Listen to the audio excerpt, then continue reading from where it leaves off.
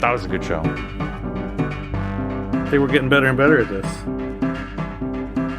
Hello and welcome to the Hackaday podcast. I'm Elliot Williams, editor-in-chief of Hackaday. And I'm Tom Nardi, managing editor at Hackaday. This is episode 200. Happy New Year, the ultimate Game Boy, and Python all the things. Happy New Year! Happy New Year! New Year of hacks. Yeah, I'm looking forward to it. 2022 it actually wasn't a bad year for Hackaday and for hacks. It was just a bad year for everything else. Yeah, right. Everything else in the world. But our little corner of the world actually did super, I'd say. We'll talk more about like year in review stuff, but it was so nice to be back at SuperCon again. Absolutely. And, the hacks just keep flowing. Also, this is episode number 200 for those of you Hackaday podcast trivia fans out there. It's our 201st episode because of zero indexing. Yeah, not to be confusing or anything. I love it. I love it. We get to celebrate. Last week, Christina and I celebrated our 200th episode, and this week we'll celebrate episode 200. I guess you could make an argument this is the 200th proper episode. Right, because the original was like a year in review, and I think at that point it wasn't even super clear if it was going to be a regular thing, right? Yeah, it was a little bit of podcast history. Mike was like, let's do a year in review podcast thing, and we'll see if it goes anywhere. We'll see if we have fun with it and want to do it again, basically. And we did, and we were like, hey, that was kind of good. Let's try. And boom, a podcast was born. Sort of for my own purposes, but who knows? It might be something useful for us anyway. I spent some time the last week or so cataloging all the episodes and downloading them, so I have like a local mirror. And I even went back, like probably no one is going to notice, but I even went back to like the first 20 or 30 articles on the site and made sure like the episode numbers are consistent, because at like one point there used to be like the word episode and then a number, and then there was like EP, and then there was like a dash instead of for the three people in the world who might be concerned. Myself stepped in a couple times, but then this last year it's been of episode 200. I thought I'd let you all in on a little bit of super deep Hackaday podcast trivia. You know how in the beginning of the show we always throw in a couple random sounds from the show? It sounds like a clever thing to do, right? You'd think we would have invented that on purpose. But no, the very first podcast I edited, I was using super old, hyping ourselves up for it. I'm leaving that in. And all right, here we go. Peek behind the curtain. 200 episodes. We'll have to think up some other crazy little glitch and incorporate it into the next 200. Well, you ready for What's That Sound? Yeah, I've even downloaded it ahead of time, so I don't have to fumble around like a fool. This is a journey into sound. What's that sound? What's that sound? All right, should I give it a listen? Go for it. All right, here we go. This is spooky.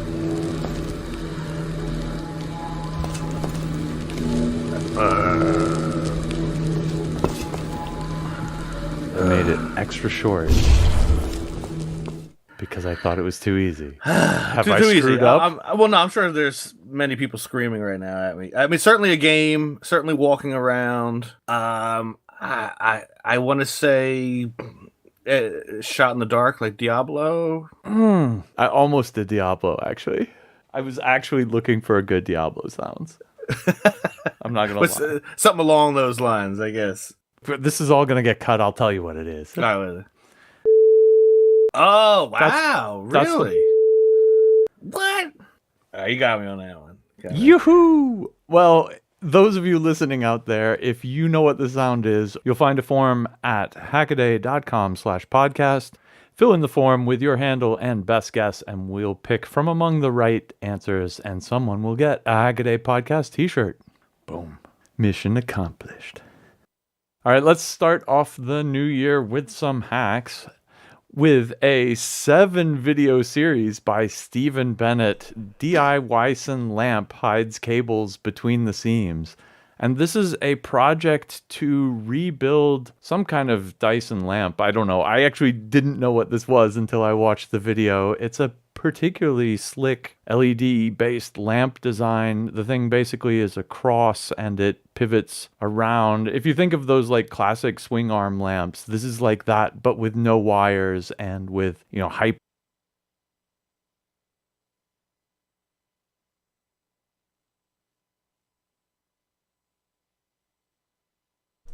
This is Daron, K1DBC. All stations please stand by. The Denver Radio Club Learning Net starts in 5 minutes.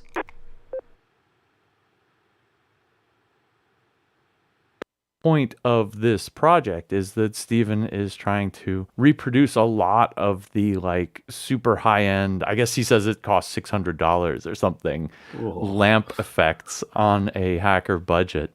I don't know. After watching these videos, A, he's getting really close, and I love his incredible attention to detail. But B, he's probably easily $600 into parts and equipment at this point. Like, this is not one of those things where DIY is going to get you a cheaper one. On the other hand, of course, he's open sourcing all of the designs and the files and the code and just everything. So once he's done with the hard work, you can probably make one yourself for, certainly under $100. Some of the gimmicks here are he's using 2020 rails and, those rollers that go into the slots on them. I guess he's using open builds rails actually to make the kind of cross frame here. And the video we featured is about how to make it so that the wiring's invisible. And when you adjust the thing, when you lift it up or down, the like horizontal beam has to travel up the vertical beam. And you think about that wiring challenge, and it's a hard one. The way Dyson handles it is actually with having a track with two contacts that goes vertically up the main one and then a magnetic kind of sliding coupler on the horizontal piece that mates to this. So they don't have to run any wires at all. Steven's solution in this video anyway is to make the world's cutest little super mini drag chains that are so small that he's able to like fit them into the little, whatever those are, gully in the 2020 rail, slip it into that little notch there. And he actually does print in place, so he doesn't even have to worry about hinging all like 6,000 of these together. He only has to do them in a few segments. It's a really sweet solution. It's not perfect. And I went back and watched a bunch of his earlier videos, and he's been through this before where he's like, here, I've got it working. And then he's like, the next video, he's like, I'll do this better. And my feeling is he's going to do that again here. So if you're interested in this kind of like hyper obsessive, making everything perfect design procedure, this is a really great series to watch because he's going through all the different iterations. And, this is where he refines the carriage. First, he did a counterweight and it had too much friction. So then he went to 2040 rail and put the counterweight on wheels. And then he's like, it looks too thick. I'm going to work on the counterweight some more. And then he works on the counterweight, and instead of having it slide up and down the little track on a solid piece of printed plastic, he puts a slight living hinge into that clip. And so it rides over the bumps and makes it a lot less frictiony. And he can get away with using 2020 again and stuff. It's really... He's dotting every I and crossing every T on this project. I hadn't seen the lamp either, so I'm glad you said that. Good. I was worried this was going to be everyone knows about me, right? But, going on the Dyson site, it's remarkable how much it actually does look like the DIY version. I kind of thought the exposed wheels and everything were some concession to make it simpler. No, that's really what it looks like with these little rollers. I mean, it even looks like they're using aluminum extrusion, at least for the central one. They're using some kind. All right, we're listening to the Hackaday podcast, episode 200. Lots of things that they go into there. So just the tip of the iceberg. This is Daron, K1WC. We will get things started here.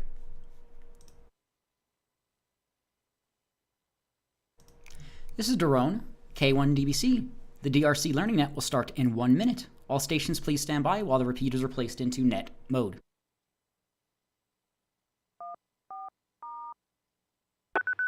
PL off.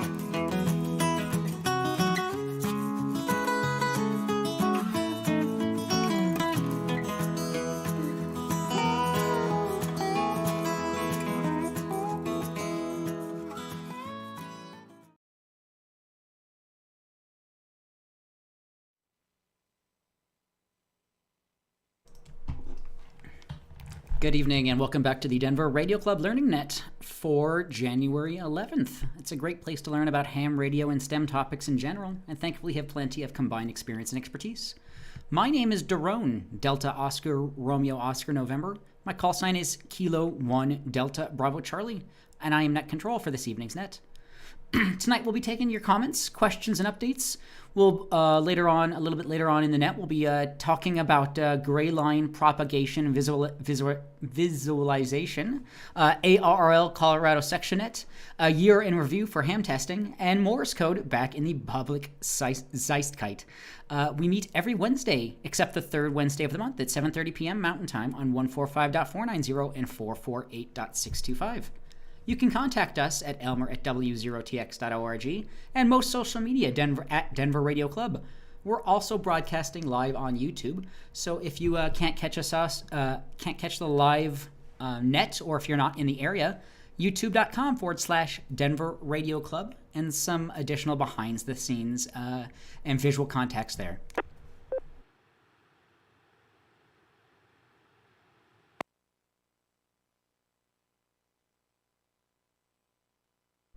This net can be broken at any time for emergency or priority traffic by using the word break. Is there any emergency or priority traffic at this time?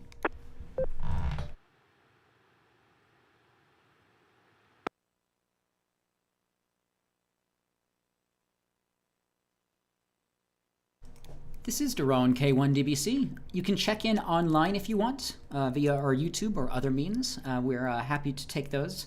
But check-ins over the air will be taken in alphabetical groups based on the first letter of the suffix of the operator's call sign. The suffix is the first letter after the number in the call sign. If you can, please try to use I2 phonetics for the call sign and indicate if you have any traffic or questions as you check in. If your suffix begins with the letters A through M, alpha through Mike, please check in now.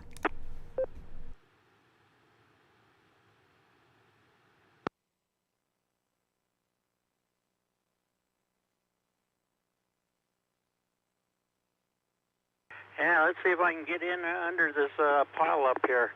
This is WD0CIV, WD0CIV, Charles in Denver. No traffic.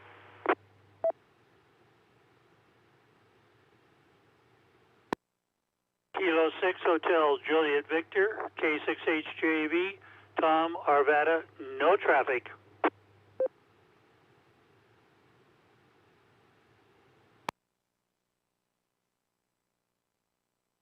Kilo Foxtrot 0, Alpha Whiskey Charlie, Brian, Centennial, no traffic.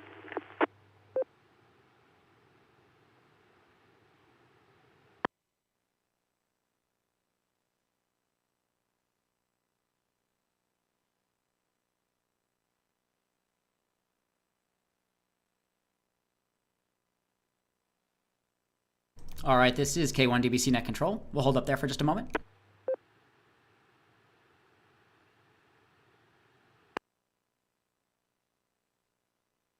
That time we had WD0CIV Charles, K6HJV Tom, and KF0AWC Brian. Thank you all so much for checking in. Again, if your call sign suffix begins with the letters A through M, alpha through Mike, and you'd like to check into the Denver Radio Club Ham Learning Net, great place to learn about ham radio, STEM topics, electronics, everything that this hobby covers.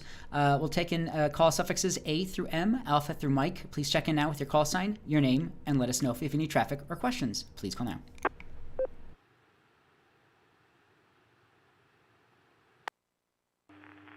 Kilo 0, Lima Alpha India, K0LEI, Larry in Lakewood.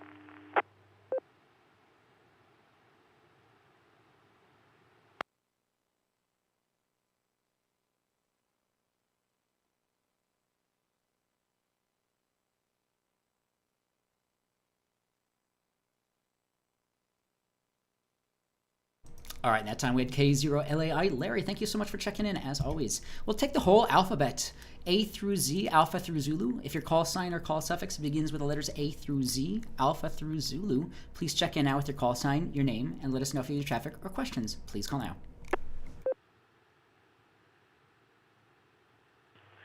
Again, with the pile up, KE0SUM, Jonathan Lakewood. I have some traffic, drone. Kilo Zero Golf Papa Alpha Bob in Lakewood. Yeah, I have a little bit of traffic too. November 0 Tango Romeo Papa Jim in Lakewood. Good evening.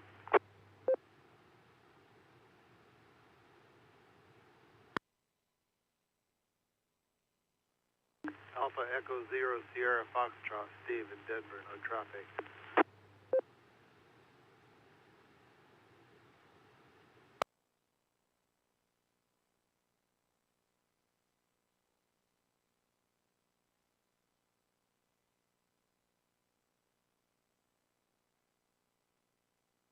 All right, this is K1DBC Net Control. You know, as the old adage says, it's often about quality and not quantity. So, you know what? We're always happy to have whoever check in. We're always happy to have that. So, with that, KE0SUM Jonathan with traffic, K0GPA Bob with traffic, N0TRP Jim, and AE0SF Steve. Appreciate everyone checking in. I'm guessing maybe during the holiday time here, it's still maybe some people are on vacation or whatnot, but appreciate everyone checking in that can. And looks like we'll have some traffic here for the net.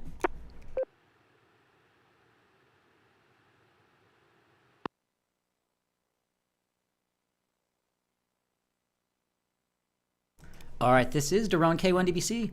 Again, we'll take all call signs, all call suffixes. If you'd like to check into the Denver Radio Club Ham Learning Net, it's a great place to learn about ham radio, STEM topics, everything that this hobby covers.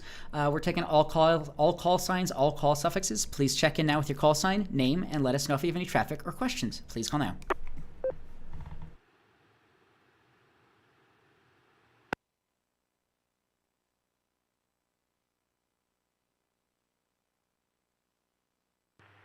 Kilo Foxtrot 0 Lima Echo Bravo Philip in Denver.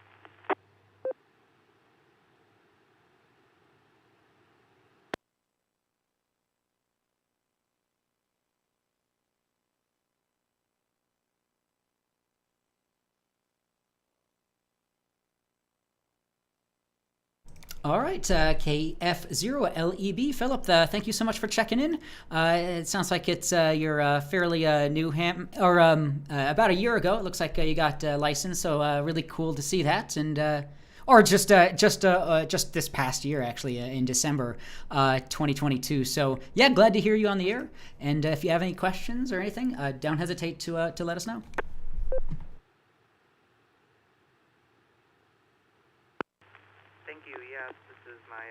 First contact, actually, first QSO.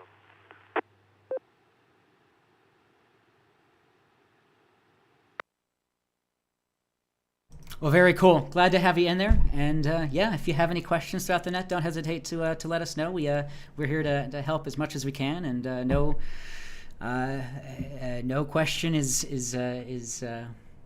above the group here. So yeah, appreciate that. Once more, if you'd like to check in, we're taking all call suffixes, all call signs. Whether you're new to the net or not, we'd love to have you in there. So this is K1DBC Net Control for the Denver Radio Club Ham Learning Net. One more call just at the moment. Any other check-ins to the Denver Radio Club Ham Learning Net, please check in now.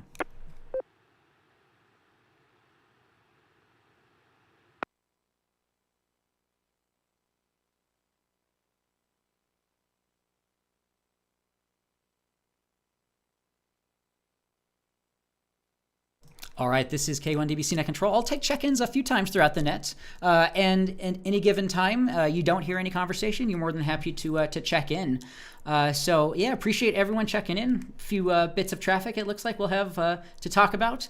I guess as a reminder from last week, we talked about W0TRM had brought up a question about an antenna, end-feed half wave versus a random wire antenna. He was getting better propagation over the random wire. So we talked about that a little bit. We had KM4 CFT talking about a new radio to them, the FT818, recently discontinued, but they were able to get it at a discount. And some of the features of that. We talked about avalanche beacon training. A lot of avalanche news here recently in the metro area, or not metro area, but in the high country. So beacon training. I know how to use the beacon transceivers. We talked about ARL self-spotting changes, radio reference, some FCC citations, ham radio cables, and just a general pretty good conversation. So. We can bring up anything we talked about to last week. I wonder if anybody has any immediate follow-up on anything we talked about last week. Please call now. W0TX repeater.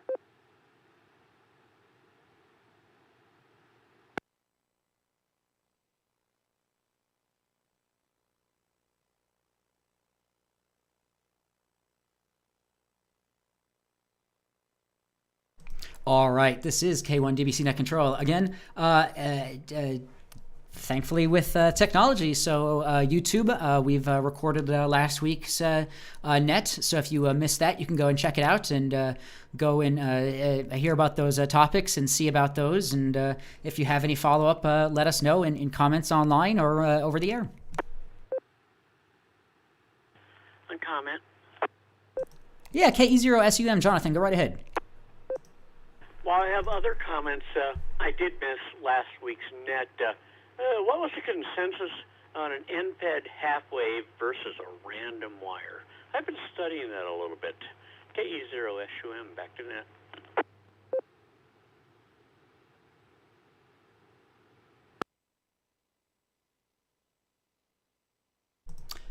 This is K1 DBC Net Control. I think we came to a similar conclusion, but I also found something here recently. I think the end-fed half-wave provide better usage, but I'm not too sure. I'll throw it out to the group. End-fed half-wave versus a random wire antenna. I think the conclusion we came to last week was it seemed like the end-fed half-wave should have been providing better results. But I'll throw it out to the group. Please call now. At GPA. Yeah, K0 GPA. Bob, go right ahead. Yeah, I got a couple of end feds, and you don't really need a tuner with them. Where the random wire, long wire, they work good too, but a lot of times you'll need a tuner for different bands. Usually the end fed, if you get the right length of wire, it'll tune all the, like 80, 40, sometimes not the work bands as good, but then 20 and 15 and 10. But the work bands are kind of, a little different frequencies, so they don't, usually you have to use a tuner for them. But yeah, mostly the random wire, most of the time you need a tuner, from what I found. K0 GPA. A question for Bob, SUM. Good follow-up there, GPA. That kind of makes sense. That end-fed half-wave is you would be using a tuner, or I'm sorry, confuse that. Go ahead with the question on that. So, Bob, between the end-fed half-waves, I've been using a 9-to-1 and just purchased a 49-to-1. What do you like doing about your choke, your balance, and unins? Yeah, normally the 49-to-1 works better on an end fed because your resistance is up in the 3,000 to 5,000 range. So the 49-to-1 impedance, I couldn't think of the word, but anyway, the 49-to-1. But then I also found one that this guy in France was using. He says that with thinner wire, what did he have? I wound one 64 to 1, and I was using it on a real small, what do you call those things, balance or ferrite core, and we're real fine wire. And I haven't tried it out yet. I got to cut the wire and go try it maybe this week or something. Thanks, Bob. It was a question. I was continually studying unons and balance, and the best way to go as well as random wire versus end-fed versus dipoles. So I appreciate it. KE0SUM, back to that. Yeah, I think there's places on the internet says what's the best random length wire. I think it was around 80 feet. I can't remember right now. I made one for a friend of mine, and he used his tower for the ground side, which worked pretty good.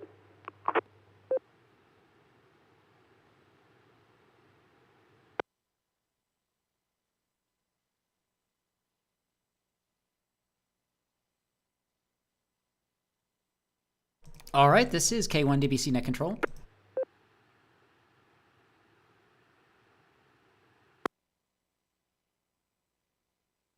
All right, yeah, there is a lot to discuss here. We're just throwing out random terms here. If you're new to this, there's a lot to learn, and even for the people speaking, there's still a lot to learn. There's always things to learn. So yeah, end-fed half-wave antennas versus a random wire antennas.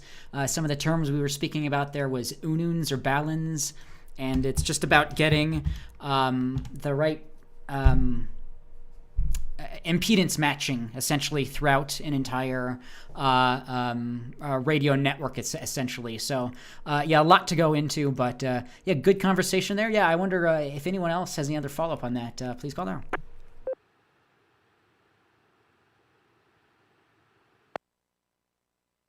TRP? Yeah, N0TRP. Go right ahead. Yeah, this is a question for Bob, too. This N0TRP. Bob, just curious, you mentioned using tuners on those end-fed antennas, or I guess maybe the question is for a random wire antenna. Do you put that tuner at the feed point of the antenna or in the shack, or both?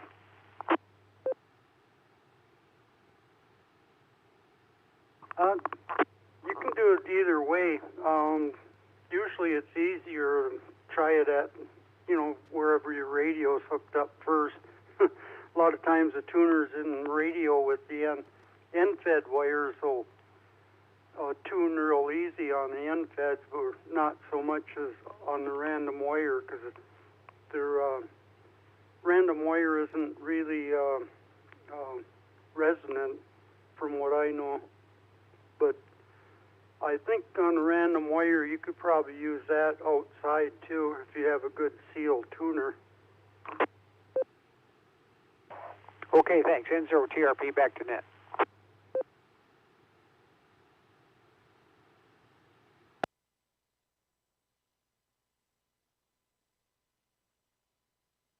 All right, this is K1DBC Net Control. Yeah, glad we're still able to find some conversation and have some discussion on this stuff, because it's some older stuff, but it's yeah, very, very important stuff. So yeah, really great to hear that. Really appreciate all the information there, K0GPA, and all the questions there, TRP and SUM. So yeah, as mentioned last week, it was this is still playing. W0TRM. You can go back and listen to his question. They were getting better performance out of their random wire instead of their end-fed half-wave. So they were going to try to get some better elevation and try to do some troubleshooting there. So hopefully we hear some follow-up back on that. But yeah, really good discussion here.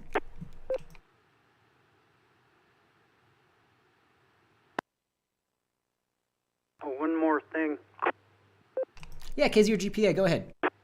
Yeah, on end-fed antennas, if you have a longer coax, and you can always experiment with that too, that makes a good counterpoise, because it actually uses a shield for the other half of the antenna. And I think I had what is that on mine? I think it's about 50-foot piece of RG8 or 8X, I guess it is.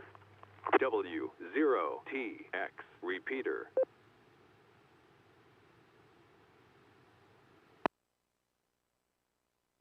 So, Bob, I have a long 50-foot piece also in a smaller space, so I coil it up to try and act as a choke. Yeah, I have mine coiled out. The biggest part, I got it in a coil outside too, and it seemed to work good. Even though it's real low off the ground, of course I work CW on it too. So, yeah, if you coil it up, it seems to work good, just as good.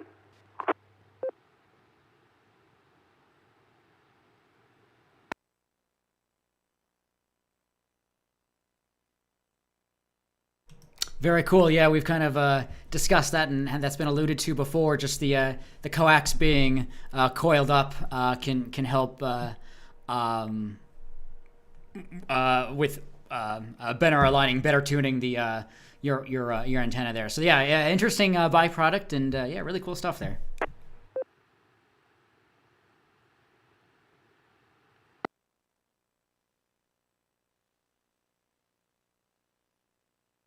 All right, this is K1DBC Net Control. I'll just take this opportunity to check further check-ins. If you just tuned in, this is the Denver Radio Club Learning Net. Great place to learn about ham radio STEM topics. My name is Daron, Delta Oscar Romeo Oscar November, call sign Kilo 1 Delta Bravo Charlie. Plenty of information we'll speak about. We've spoken about in the past. Again, youtube.com/Denver Radio Club. Several years worth of learning nets, meetings. So lots of cool content to try to follow up with on there. With that, I'll throw it out to the group. At the moment, is there any further check-ins? At the moment, we're taking all call signs, all call suffixes A through Z, Alpha through Zulu. Please check in with your name, your call sign, and let us know if you have any traffic or questions. Please call now.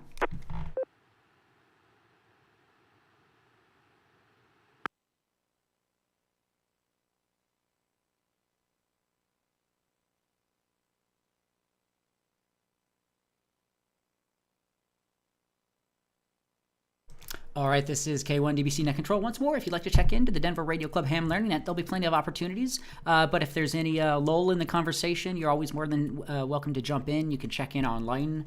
There's several options for that. Check out our website, w0tx.org. Lots of cool stuff happening there. And lots of archive of a lot of things we've spoken about in the past. So once more, at the moment, anyone else like to check in? A through Z, Alpha through Zulu. Please check in now.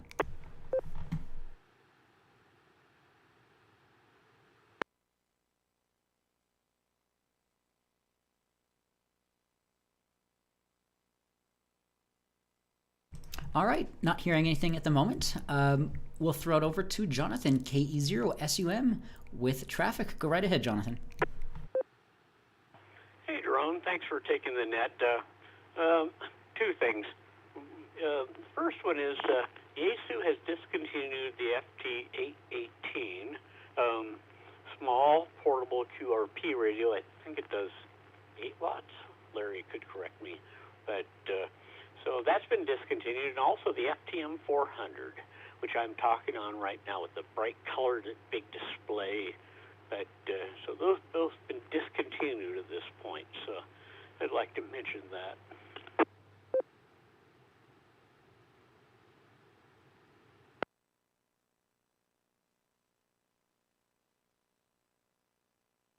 All right, sounds good there. Yeah, that was brought up last week as well. The 818 at least.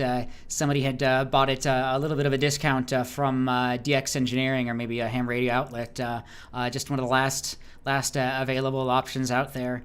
And we talked about a little bit how that was kind of a unique radio, 6 watt HF, VHF, UHF, kind of unique combinations of things there. So it definitely fills a niche, definitely, and probably more general coverage as well. That's pretty interesting. Yeah, and then I didn't know about the s.t.e.m 400 as well. So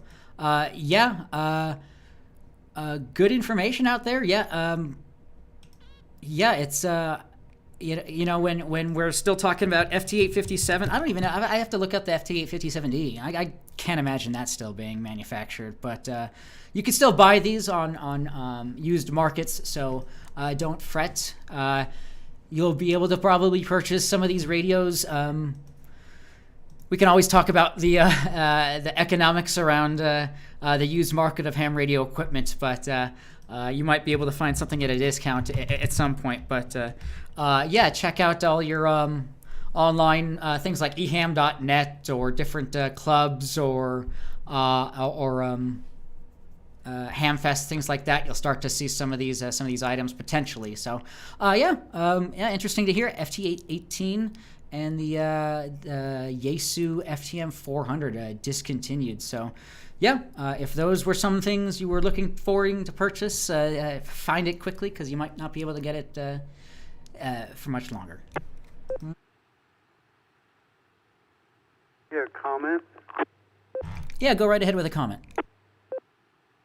Yeah, I heard people talking on radio that, well, first of all, the 818 is 6 watts, and there's a way you increase that a little bit, but that most of them, people are going to buy them up and sell them on eBay, especially that 857. I seen it on eBay, like, what was it, over $1,000 for that rig. And I know somebody that actually bought one. He didn't pay that much, but that's what I've heard, that most of them, people are trying to buy them up just to do that. Because the 400's is a really good rig. I got 2 of them. K0 GPA.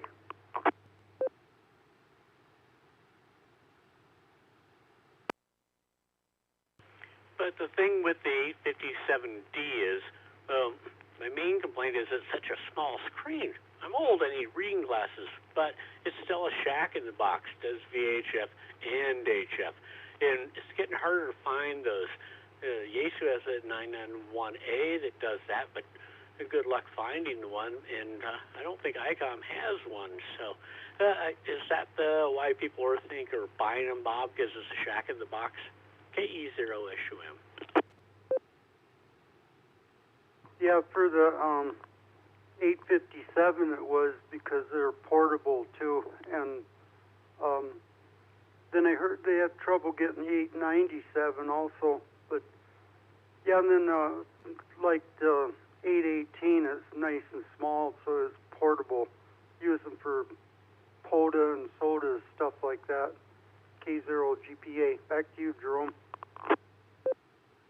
Oh, Jerome, give me just 1 second. But Bob, you go bicycle mobile and ATV mobile, and aren't you using the 818? KE0SUM, back to net.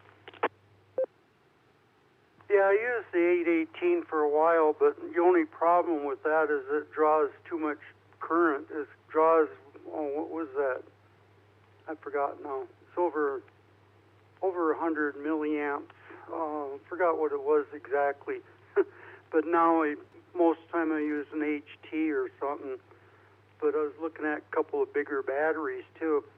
But yeah, the 817 I had, and that worked really good doing that.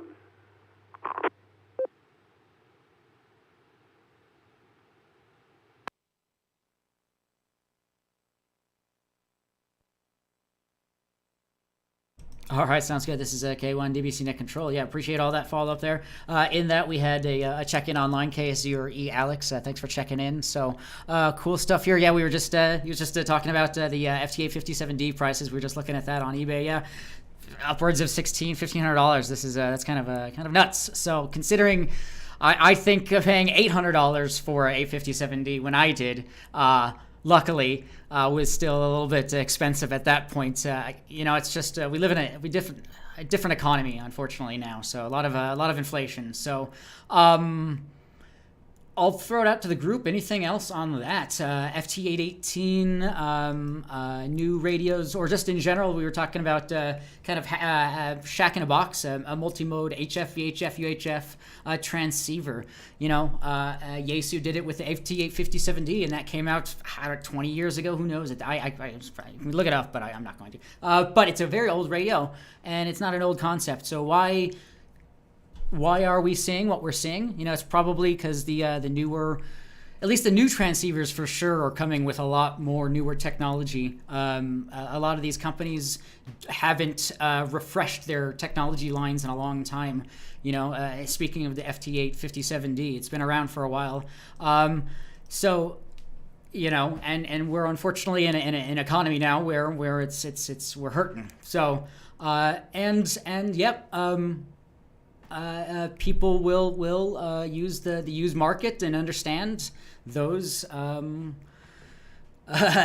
economic value if they need to from those radios. So unfortunately, we're not in a good place we're not in a buyer's market, so to say, for used equipment or new equipment, really. So hold on to the things that you have. It might be a lot more worth than you think, and hopefully we get back to a day where we're seeing, less cost prohibitive radios, but more value and less cost. So we're probably, kind of at the bleeding edge, so to speak, of a really old hobby, but, we have a bleeding edge as well. So good conversation here.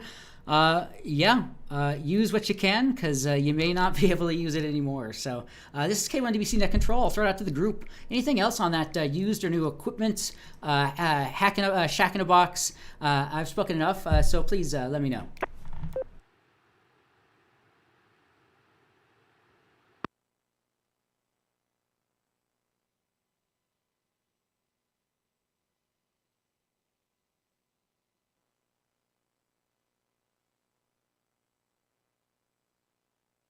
This is K1DBC Net Control, but do look again, as we talked about, eham.net. We have on our website our trading place and a bunch of clubs around the area. You can sell and buy equipment. Most hams are hopefully understanding that we're all here for the hobby and whatnot. So they're not going to charge you an arm and a leg, so to speak. But I'm seeing a FTDX 101D for sale on here from a little July last year for $2,800. So pretty interesting stuff here. But interesting stuff. Once more, anyone else on purchasing of new equipment or used equipment or multi-mode transceivers or anything else for the group, please call now. KE0SUM, question for the group. Yeah, S.T.E.M, go right ahead. Well, I'll start by saying I got into ham radio in the 70s was because it was CB radio, and then I moved forward. But I always took popular electronics. I have an electronics degree, but I remember reading an article, and I don't know if this is true, and I wondered if anyone has ever done this. With a CB radio in your car, you had that 102-inch whip. Somebody put a little LED, that's when LEDs were new, and they would flash when you transmitted. I wonder if anybody ever did that and how that worked. KE0SUM, back to that.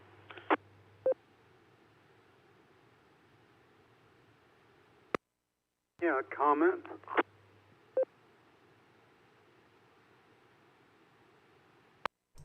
Great question there. Yeah, I can see how maybe that might potentially put out enough power output to potentially power a LED. So yeah, go ahead with the comment.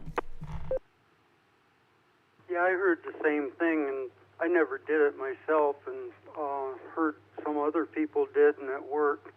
Yeah, we used to use CBs back in the 70s for search and rescue and stuff, because where I lived there wasn't that many ham operators around.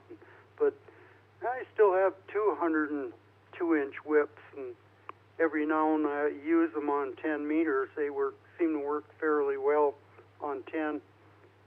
But I heard the same thing. I heard them do something else with it too. I can't remember what it was now. K0GPA.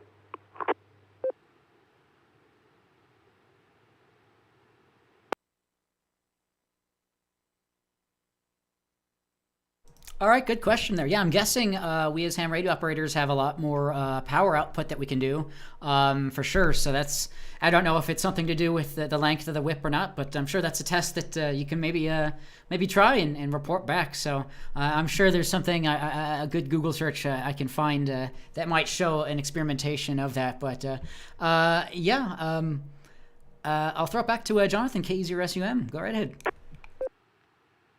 Well, thinking about it, actually, I don't know how you do it with a 102-inch whip unless you're wrapping up something to do a ground for the LED, which is capturing RF radiation, which would make it glow.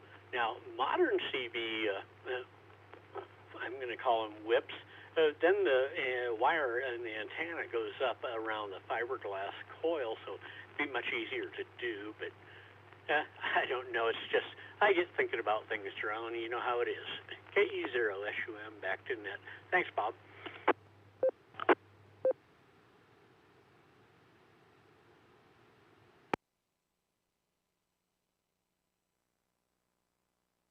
All right, this is K1DBC Net Control. Yeah, something very similar, kind of just experimentation, which has to do with the hobby. And let me see if I can bring up information here. It's essentially about putting ice in the microwave.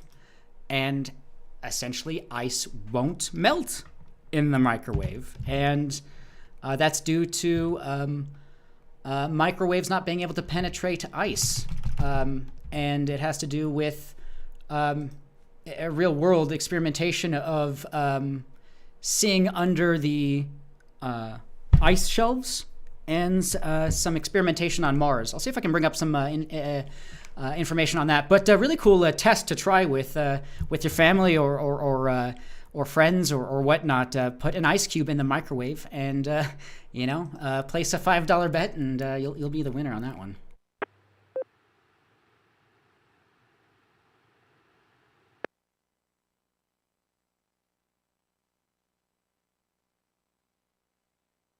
All right, this is K1DBC Net Control. I think there was a video by the RSGB, the ARL equivalent Radio Society of Great Britain, that put that out. But I'll see if I can find that. But yeah, really cool stuff here. And some things that NASA is doing to try to do ground penetrating radar. Yeah, I'll have to see if I can find that. But yeah, a lot of really cool experimentation, cool little tricks and little things like that you can kind of trick people, if you will, into getting into the hobby and into science and being a citizen scientist and letting people know it's not that hard. You just try and there you go. So this is K1DBC Net Control. Plenty of time still here. I'll throw it back out to Jonathan. I wonder if you have any other traffic for this evening's net so far, or otherwise we can move forward here. Go right ahead. Well, Jerome, I didn't, but now I just thought of something. I'll throw it out to everybody and come back, guys. How long did when I got my tech license, I got my bow thing and got on the air. But I think the things that worried me was remembering my call sign, but I want to take everybody to learn the phonetic alphabet. Kilo Echo 0 Sierra Uniform Mike back to net. W0TX repeater.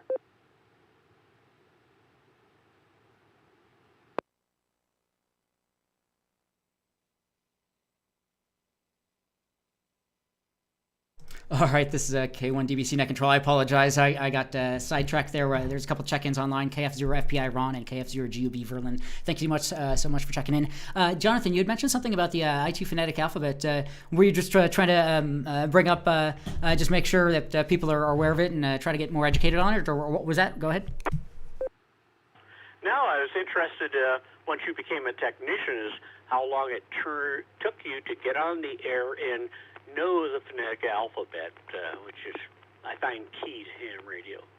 KE0SUM back to net. Oh, I should say Kilo Echo 0 Sierra Uniform Mike back to net.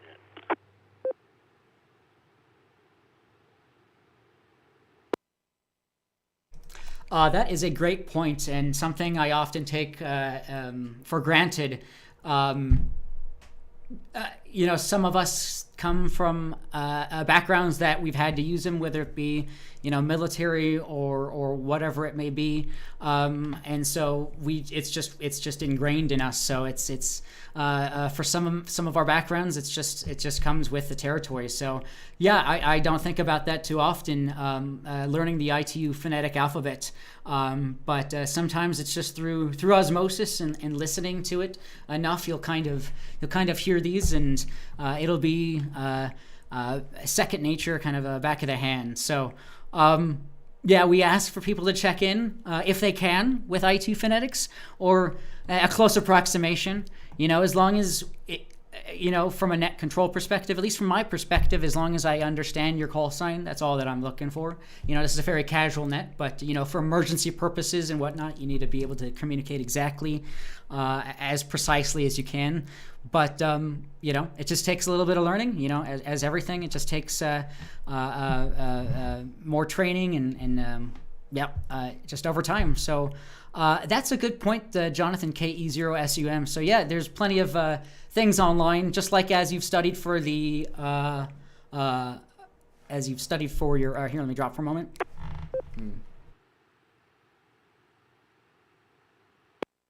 This is K1DBC Net Control. If you've been able to study and pass for your technician license or any other license or anything really, you can study and pass, if you will, the ITU phonetics. So 26, 27 letters in the alphabet, whatever it may be. Different ways phonetically to speak them here. So plenty of information online. ITU phonetics available quite online, very publicly. So a lot of ways to study that. So yeah, really, really cool stuff there. Very good information.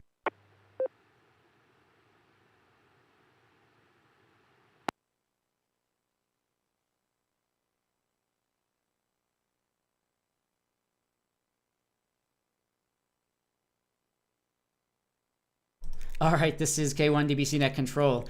Alpha Bravo Charlie, Delta Echo Foxtrot, Golf Hotel India, Juliet Kilo Lima, Mike November Oscar, Papa Quebec, Romeo Sierra Tango, Uniform Victor, Whiskey X-Ray Yankee Zulu. Words you've heard, so just repeat them over and over and over. And don't let that, if you don't know the ITU phonetics, please don't ever let that be a reason not to check into the net. As long as your reception is fairly good, we can get you in there. So don't let that prevent you from checking into a net. But really cool stuff, information there, and But do you have any interesting memories of when I've been on the HF? Some of the ones they make up for the phonetic alphabet just throw me off incredibly. It's like, what?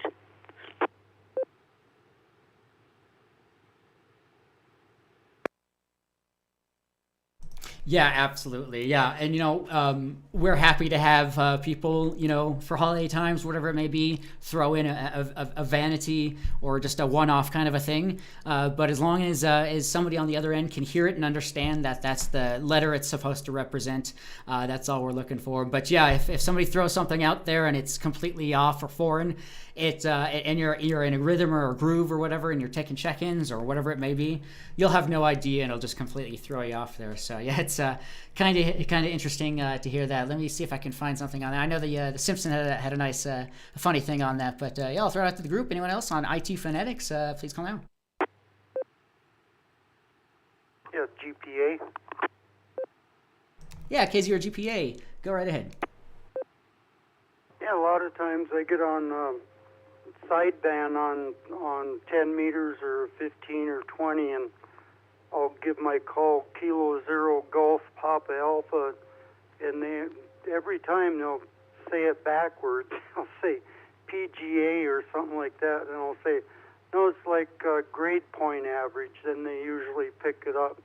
So sometimes if you find a phonetic that'll go with your call, makes it easier too. But yeah, I don't know how many times, especially when I'm working, foreign countries. Oh yeah, I had that little comment on the band conditions later too. Now, is that with voice, Bob? Because I agree that you can sometimes do basically an acronym on your suffix. Is that right? Yes, correct. Yeah, in CW we don't have that problem because sometimes the QSB, the fading and stuff will get you. But yeah, it's mostly on voice when they can't quite get your call. Well, I think I agree because, many years ago, our friend Bill, KE0SUM, they were talking about my suffix, and I am somewhat under-medicated. Kilo Echo 00, Uniform Mike, back to you, Drone.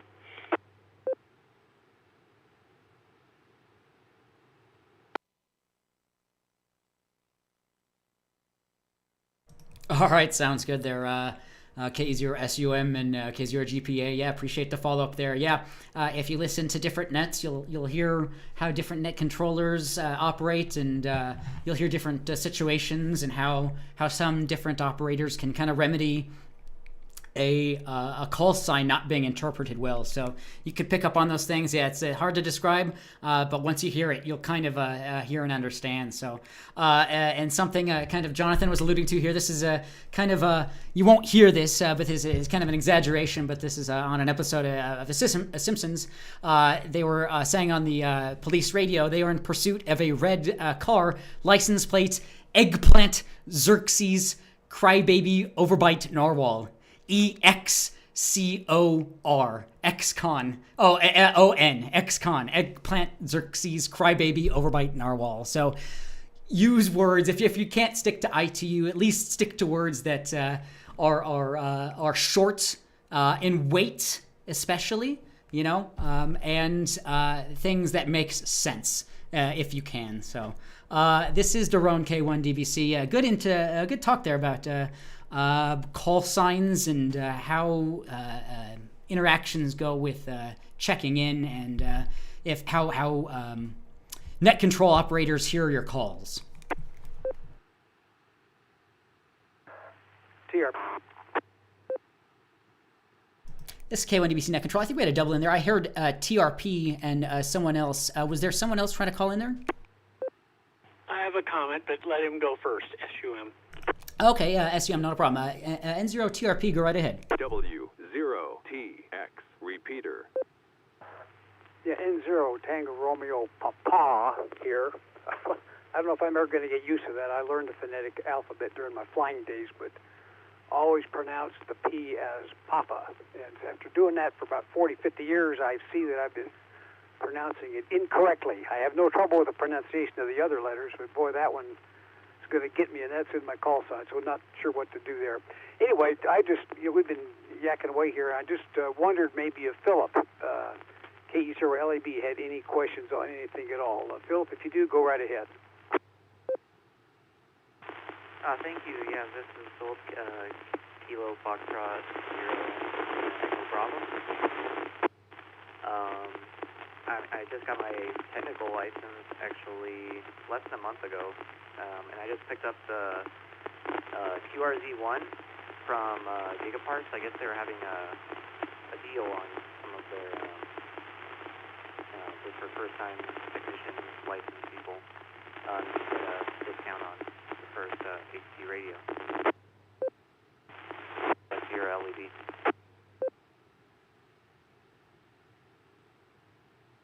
Okay, very good.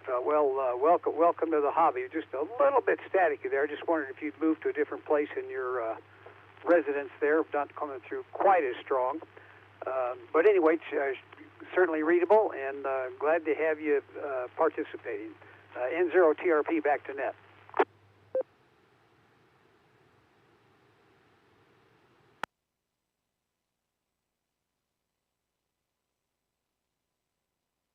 All right, N0TRP, definitely appreciate that. Yeah, KF0LEB, yeah. Really appreciate you chiming in there, not a problem. We kind of just keep talking until the cows come home. So yeah, don't ever hesitate to jump in. We're always happy to help and discuss whatever you like to discuss. So yeah, cool, interesting VHF, UHF 5 watt Explorer QRZ. I had not heard of that radio before, but yeah, hopefully you got things programmed up there. Yeah, as mentioned, your signal was a little bit going in and out a little bit, but you're definitely making the repeater, so you're programmed correctly. But if you ever need information on how to program the radio, we have on our webpage, w0tx.org/repeaters. If it chooses to come up here for me, we have files for chirp and information on how to program your radio and for a lot of repeaters in the area. So yeah, let us know on that if you ever need help with that. But yeah, if you ever have anything, yeah, don't ever hesitate to jump in. Actually, yeah, this is my first QSO, and I wasn't sure if I was programming it right until I joined this net. So it's good to know that at least it's working. KF0LEB.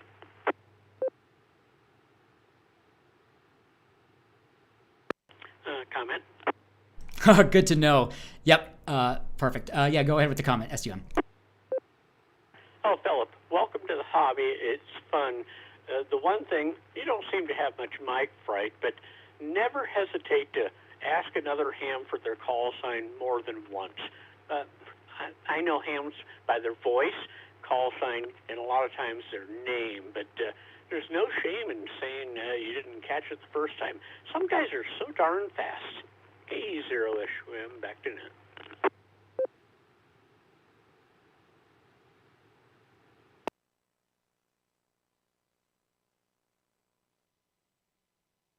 All right, this is K1DBC net control. Yeah, absolutely, and it's something that I'm ashamed of doing as well, as talking too fast and interpreting information too fast potentially, and moving things on too quickly. But yeah, we are always here to help as much as possible and repeat whatever's needed. So if anybody ever misses anything, don't ever hesitate to ask.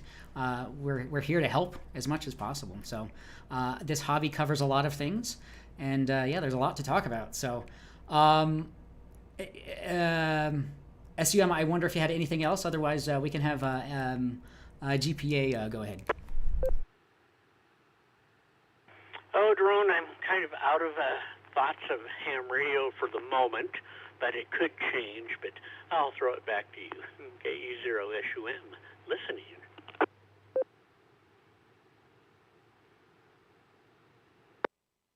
All right, sounds good.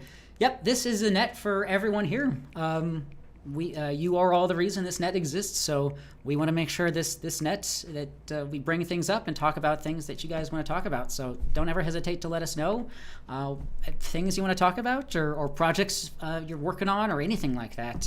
We're always happy to talk about everything. So with that, we had K0GPA Bob that had some traffic, maybe some band conditions or anything else. Go right ahead.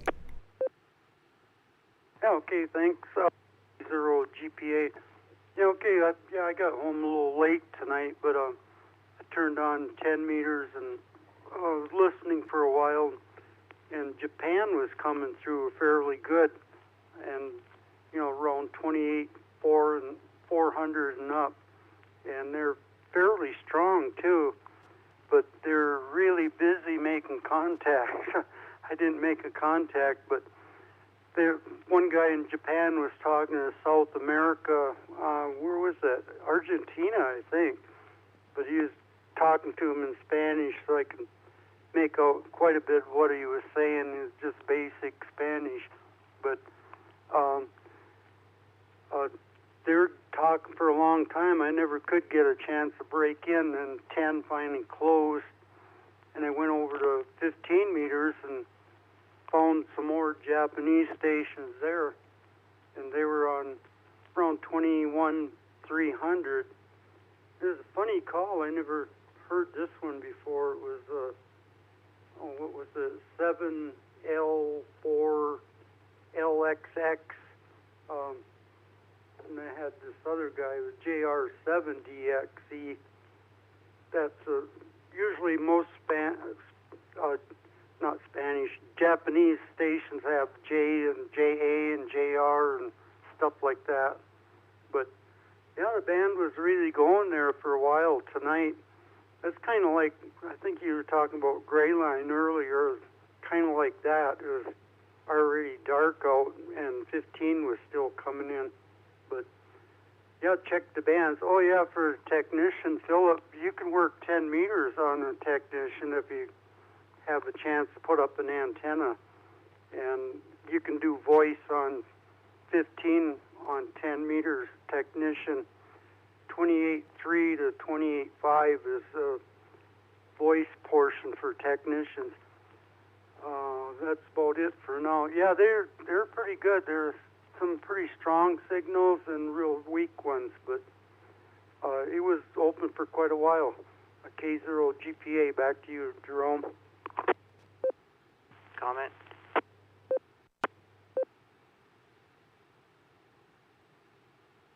Very cool. Great to hear on the signal report there, or the band conditions there, K0 GPA Bob. Yeah, go ahead with the comment there. Yeah, thanks, GPA. That was great advice. I think I had heard a little bit about that studying for the tech license, so that's actually something I'm super interested in getting into. Love travel, so communicating with other countries sounds really fun. I was studying for the general already. It seems like a cinch to just go ahead and pass that in the next couple months.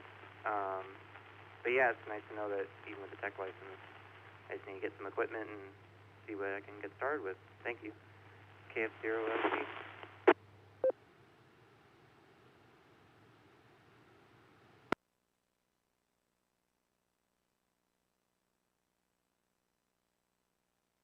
All right, yeah, absolutely, very, very cool. This is K1DBC Net Control. Yeah, good to hear on that KF0LEB. Yeah, and yeah, hamstudy.org is a great place to study for all your ham tests.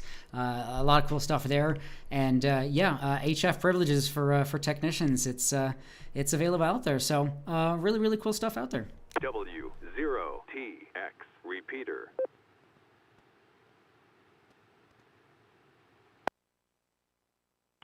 So I got a quick question for GPA Bob. Has 10 meters really become more active? KE0SUM. Sorry, Drone. Yeah, it depends. Some days it is. For a few days there was just open in the mornings. And tonight was the first time I heard it real open at night into Japan. I didn't hear any other countries. When I first heard that funny call sign, I thought maybe it was another country, but a guy was in Japan around Tokyo, northeast of Tokyo. But yeah, it's been opening quite a bit. Sometimes it's in and out real fast, and then other times it stays open. Like tonight, I just happened to catch it. K0 GPA. Now, Jerome, this is why it's called the Learning Net, because lots of people know a lot of things. So any technician can do 10 meters. So, yeah, get a radio and antenna and have fun. KE0SUM, back to net.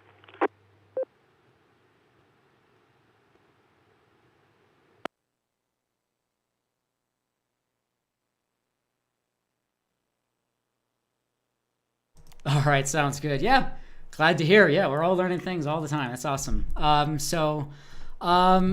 I'm surprised we don't have a lot more. So if you browse YouTube, you might see some Japanese based vloggers and whatnot. So it'd be great to see some more youth over in Japan getting on YouTube and getting us involved, because they are very much into it, and a lot of manufacturing there, and yeah, a lot of cool stuff. So. Yeah, really cool stuff. Anyone else? I can bring up a few things. We're nearing the end of the net. There's no hard stop to the net here, but anyone else on any topics so far we've brought up so far this evening, or anything else you'd like to talk about, please call now. Yeah, go right ahead with the question. Thanks, Net.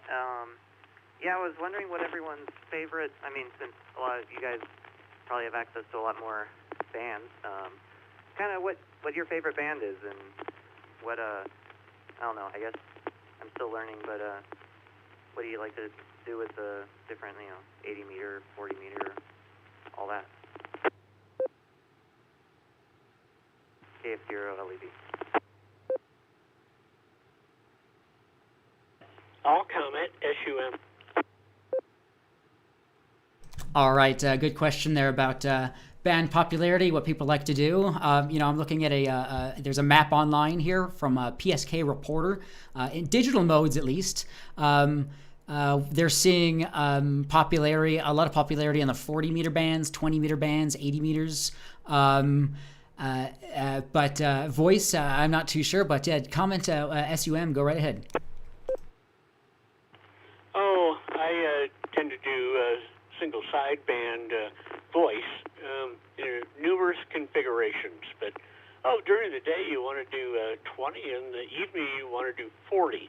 Then after you've played for a while, since you're new, start with those. Then you branch into either the higher bands or maybe head down to 80 meters. Just my amateur thought. We're all amateur radio operators. KE0SUM.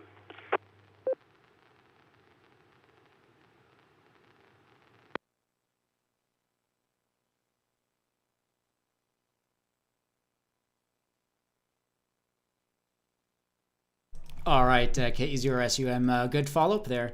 I wonder if anyone else has any other comments on the bands that you might want to operate during a day or night, or popularity that you see, or modes. Please call now. This is KM4CFT. I haven't checked in yet, but I'll go ahead and throw my comments too, which is I also prefer to do 20 and 40 meters, usually 20 meters because it's convenient because it's since it's 20 meters, the antenna isn't too big, and it's really great for portable use. And I prefer to do Morse code to CW if I can, and also do single sideband too, so that people who are, if I'm doing like parks on the air, people who don't know Morse code can work the park as well.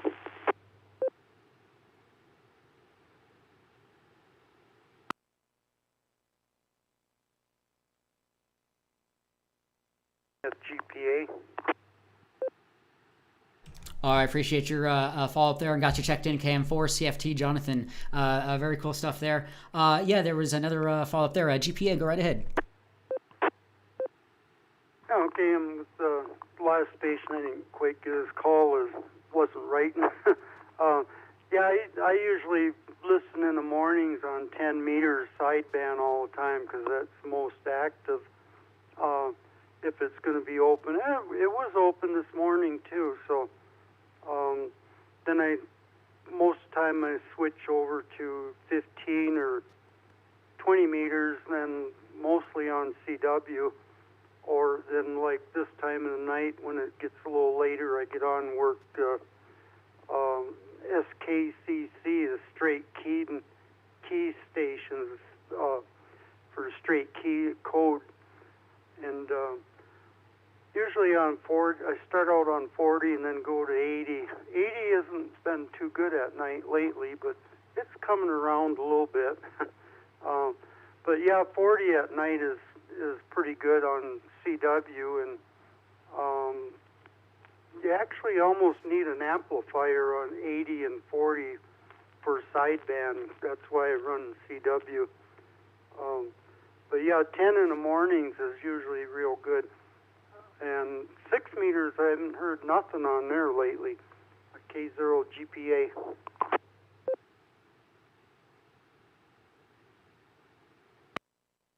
Sorry, Robert, I got you checked in. Yep.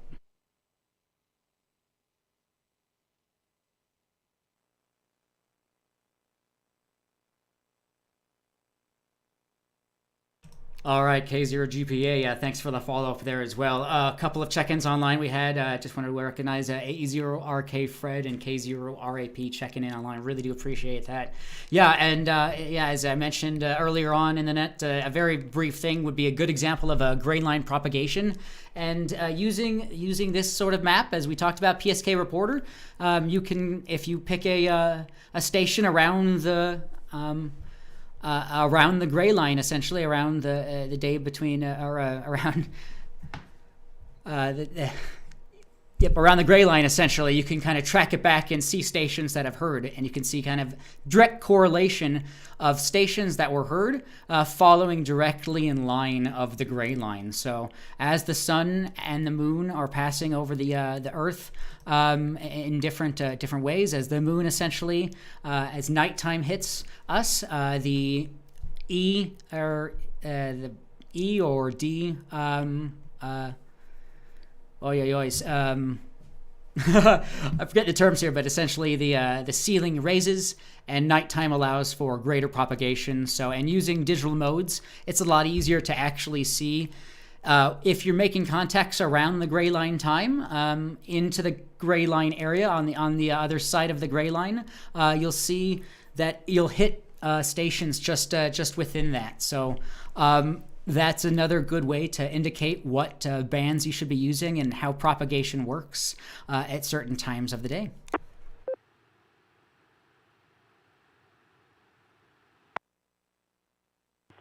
Question? Yeah, KE0SUM with the question. Go right ahead. W0TX repeater. Actually, it's KF0LEB. Philip, do you have any questions? I think we're all friendly enough, but I don't think we bite. Yet, yeah, curious, what are your thoughts? What are you going to do with ham radio, I guess? Oh, thanks for asking. This is actually my first net again, and I'm brand new, so I almost don't know what I don't know at this point. But it's nice to kind of listen and see how things work as well, how the process goes when people are talking to each other, and just get familiar with operation in the first place right now is nice. KF0LEB. Well, it would give me the start basics. Why did you decide to become a ham radio operator? I did because I've always loved radios, and I always have loved radios.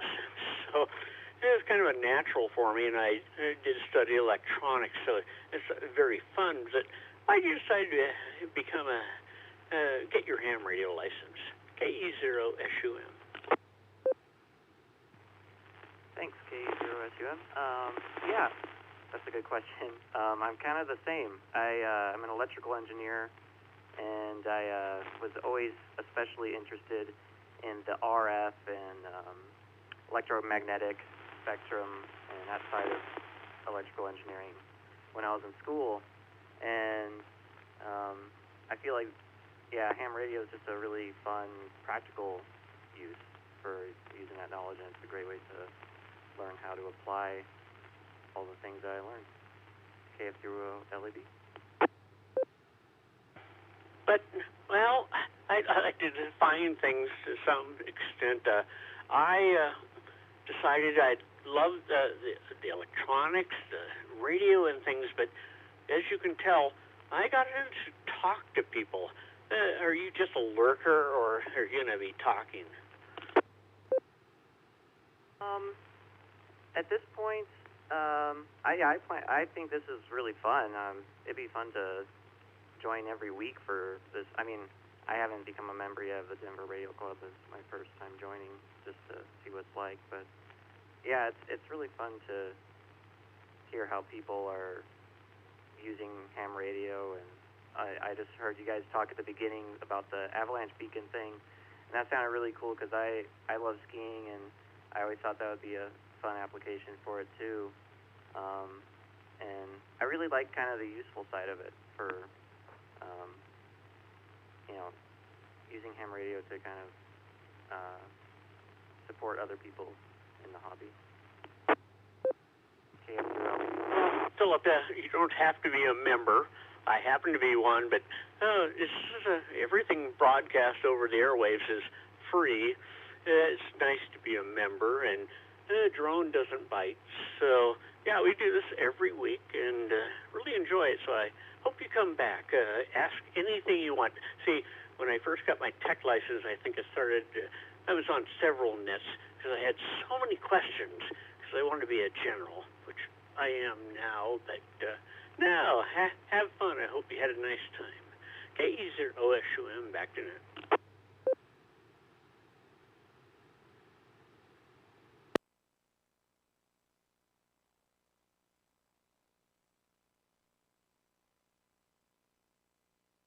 Very, very cool stuff. This is Daron, K1DBC Net Control.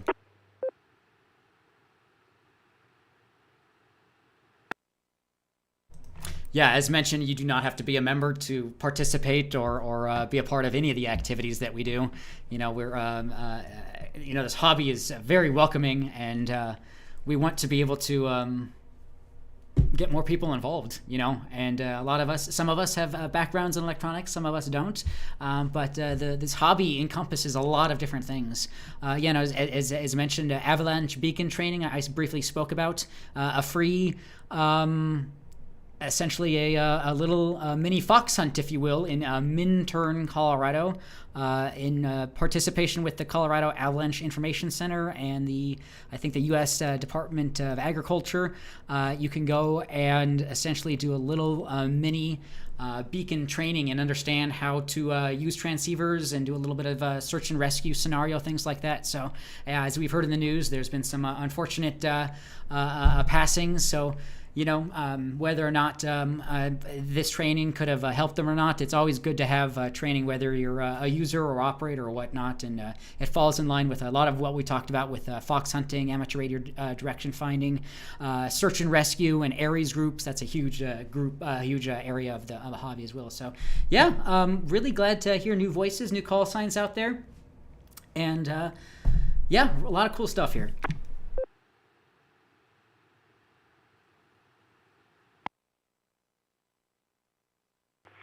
One more comment, Drone. KE0SUM. Yeah, KE0SUM. Go right ahead. Well, you brought it up, a subject near and dear to my heart, because I love hidden transmitter hunting, fox hunting. So there's a new one coming up on Sunday, January 29th. It's a big area, 136 square miles. But it's going to be great fun. And this is weather permitting. This is January. So anybody's interested, email N0CFM at AOL.com. That's Robert. He coordinates all these. If not, I'm good on QRZ. Email me. But they're so much fun. HT and 10 and off you go. Thanks. KE0SUM.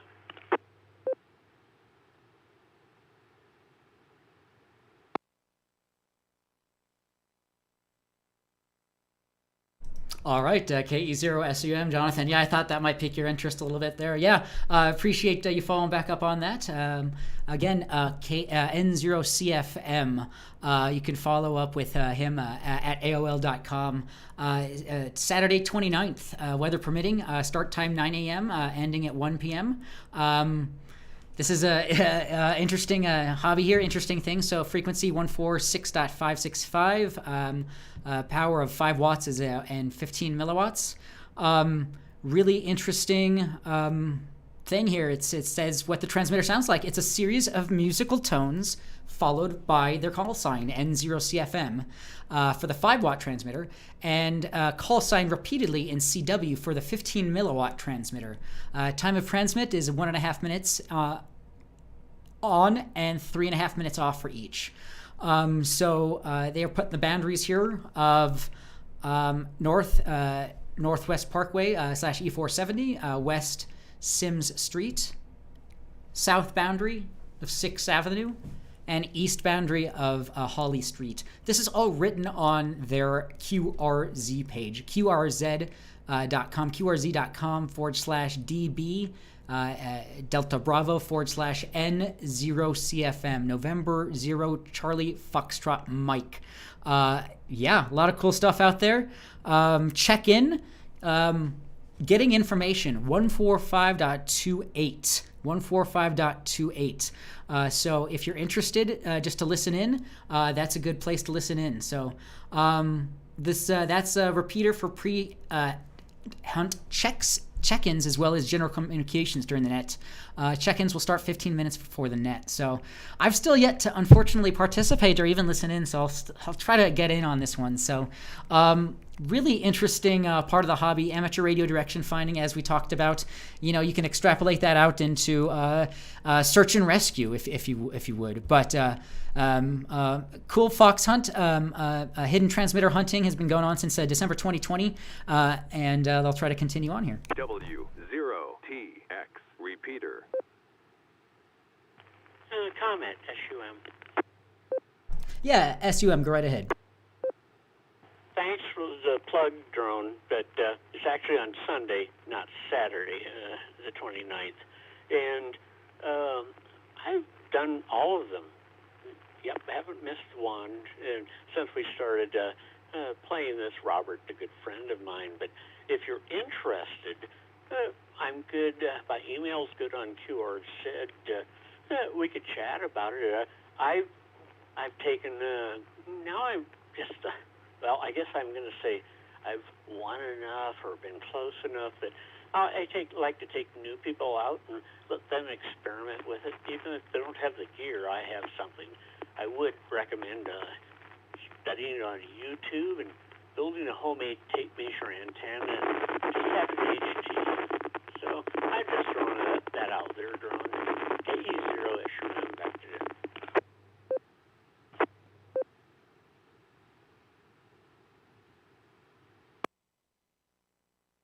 All right, appreciate that, KE0SUM. Yeah, we can always use more people in this club that can help encourage other people. So KE0SUM, you can look up his email on QRZ. If you have any questions or want to do a ride-along or check things out, it sounds like you have no excuse at this point. So ham radio, fox hunting, amateur radio direction finding, a lot of cool opportunities here. Comment, KM4CFT.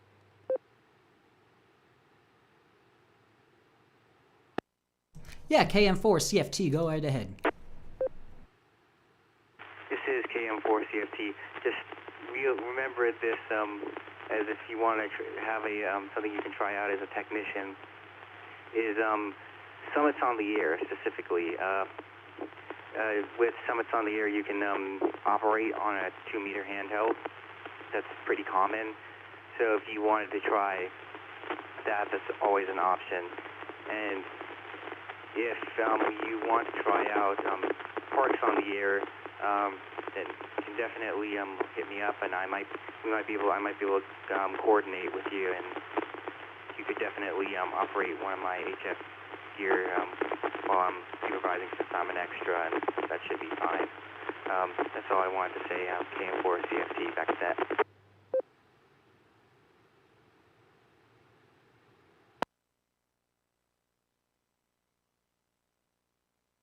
Very cool. Just spying on you here on QRZ, KM4CFT. Really cool background here. Really awesome looking stuff here. So yeah, I'm sure you're quite in the know of all the things here. You got a lot of equipment and a lot of cool stuff here. Yeah. So yeah, KM4CFT, another great resource. So yeah, appreciate all the people chiming in here. So yeah, a lot of great resources, a lot of experience and expertise.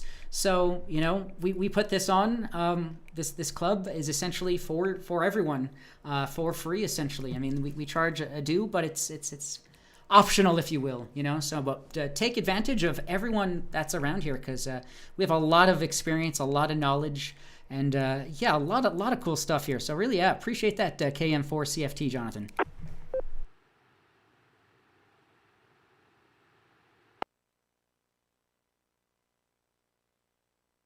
All right, this is K1 DBC Net Control. Yeah, as I said, I'm sure we can speak until till we're blue in the face, but we're running a little bit over. But it's definitely not a problem. There's nothing coming after this on the net or on the air here. But I can only go for so much for so long. But definitely appreciate everyone here.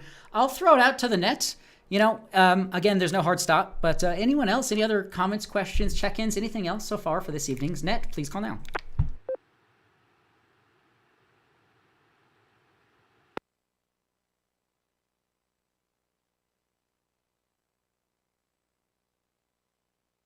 All right, this is K1 DBC Net Control. I guess I can pass the couple things that I was going to pass. We've definitely talked about quite a few things. So one of them was the ARL Colorado sectionnet.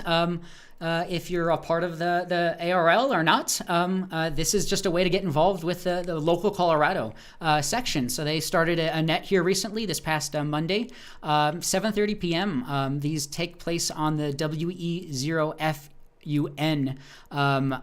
repeater, analog repeaters. So a lot of All-Star, Echolink, DMR Brandmeister, things like that. It's hosted by our club section manager, Amanda Alden, K1DDN. You can meet her once in a while at different events. So news from the Colorado section. So yeah, that is a net to check in if you want to learn more about the Colorado section and what it has, what they have to bring. Monday nights, 7:30 p.m. Colorado-ARRL.us for more information.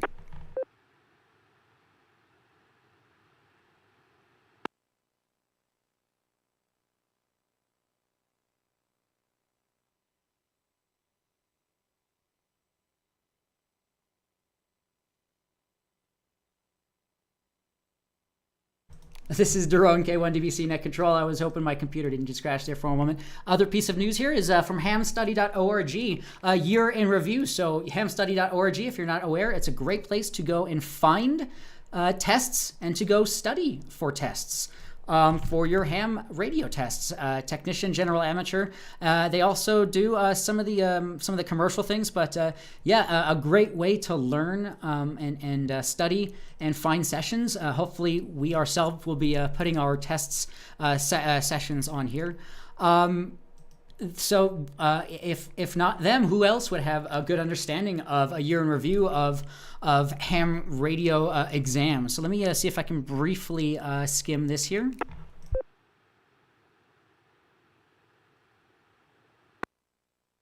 We'll just go to the numbers here. To celebrate the year, let's take a look at the numbers from 2022. Total number of in-person exams administered using this tool here. 4,100 in-person exams, a 62% increase over the last year, 23% decrease for remote exams over the year of 2021, and 7% decrease of exams administered using it. So fun awards here. Most overall awards was the W5YI VEC with 3,900, nearly 4,000 exams administered in 2022. They also win the award for most in-person and most remote. Biggest overall exam growth was Sandark VEC, which is the San Diego Amateur Radio Council, and 169 year-over-year growth. And the GLARG VEC, which is always a funny thing to read here, which is the Greater Los Angeles Amateur Radio Group. So there is a lot of cool stuff here. So a lot of cool stats. Let me see, ARL VEC, they had, let me drop here.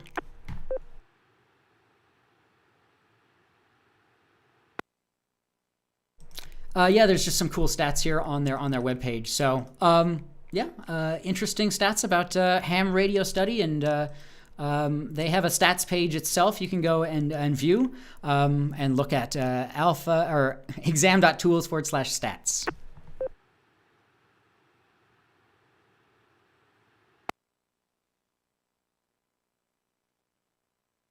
All right, this is K1 DBC Net Control. What else? I had maybe one other thing, I guess, very quickly. very recent kind of topic here is a recent article on Smithsonian Magazine highlighting Morse code, and highlights Steve Gulk, who is he WG0AT.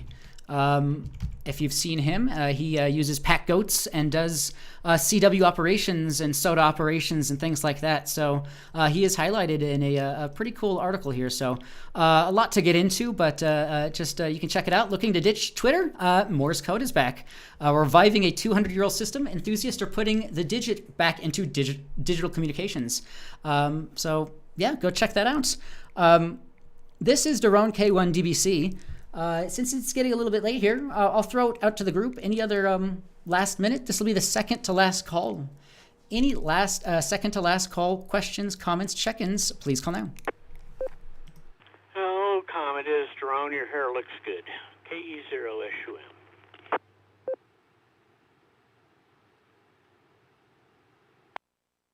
All right, I'm flattered. Thank you so much there, Jonathan.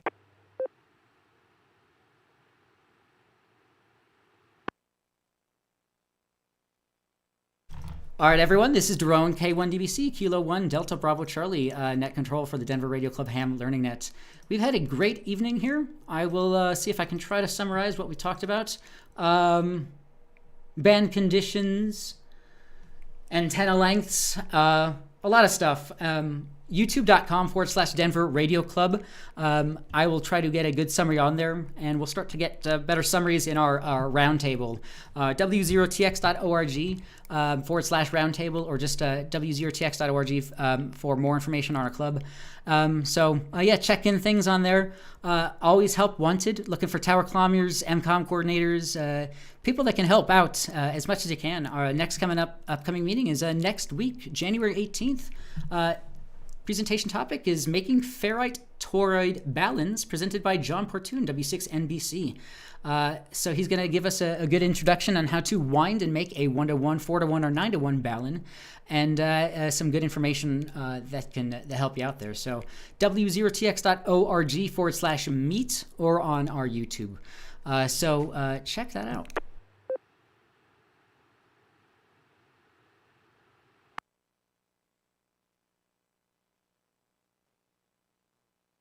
All right, this is Daron K1DBC. This will be the last call. Any final check-ins or anything else for this evening's net, please call now.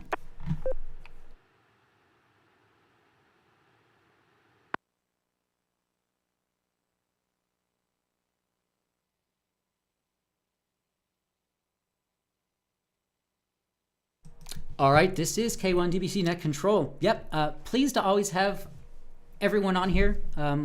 We can't be grateful enough for all your participation, and we hope to have a great 2023, and keep talking about radios, and keep playing on radios, and just going from there. So yeah, we had a total of 16 check-ins this evening.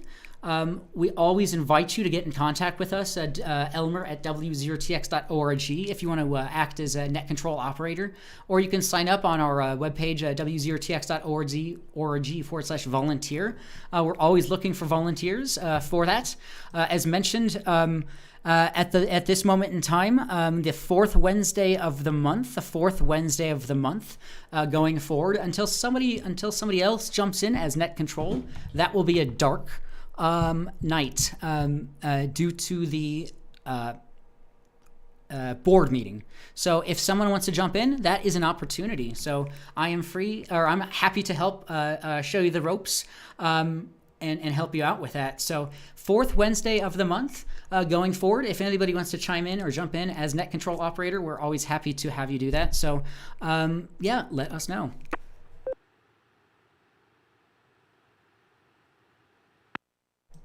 All right. Went off piece there a little bit. This is K1DBC Net Control. Again, youtube.com/Denver Radio Club, w0tx.org. We appreciate the club and thank our Elmers.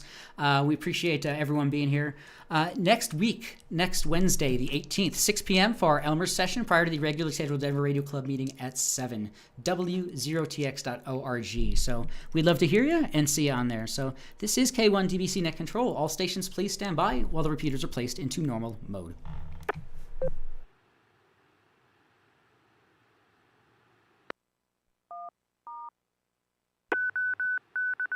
PL on. K1DBC, KE0SUM.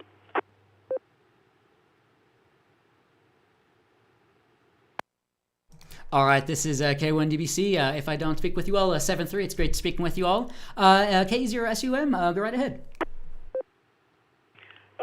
What's this about when you net control? We know each other pretty well. I was just curious.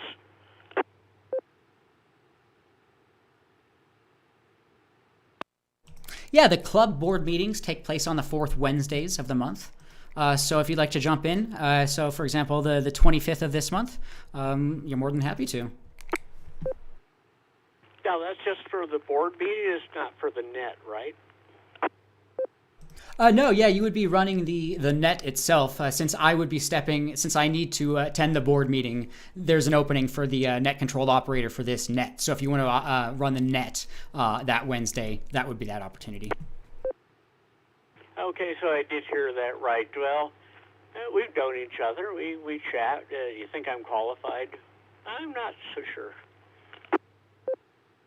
I think you're overqualified, but please, you're happy to. Yeah, on our website, I think I have links to the Learning Net script. So yeah, unless you say otherwise, or unless we hear otherwise, yeah, you're more than happy to take that on. What's the date that's starting at, Drone? This will be January 25th for this month.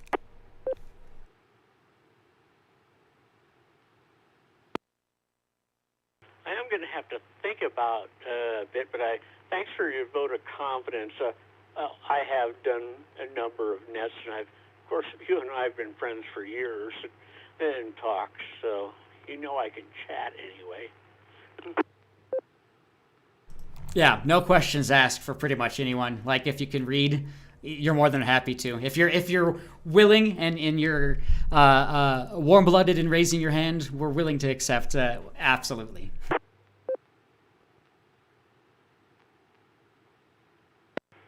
Oh, hang on. I want to pull up my calendar for a moment. Be right back.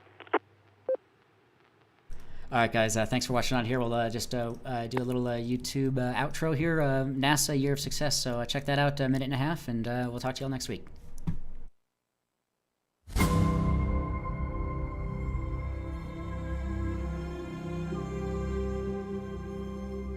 Throughout America's story, there are defining days. Days when minds change, hearts fill, and imaginations soar. Days when visions transform the trajectory of the American story, which is our story. Doing what is hard and achieving what is great, that is what stirs humankind. That's what unites us. With inspiration and innovation, no Herculean effort is too large. No moonshot is beyond our reach. And liftoff of Artemis 1. A new generation, the Artemis generation, stands ready. Ready to return humanity to the moon and then to take us further than ever before to Mars.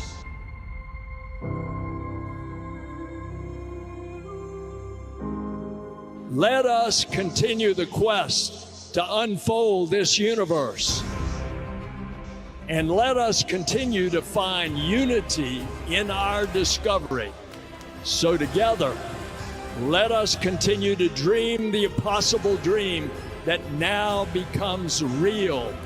And then let us traverse the untouched terrain of the once unreachable stars.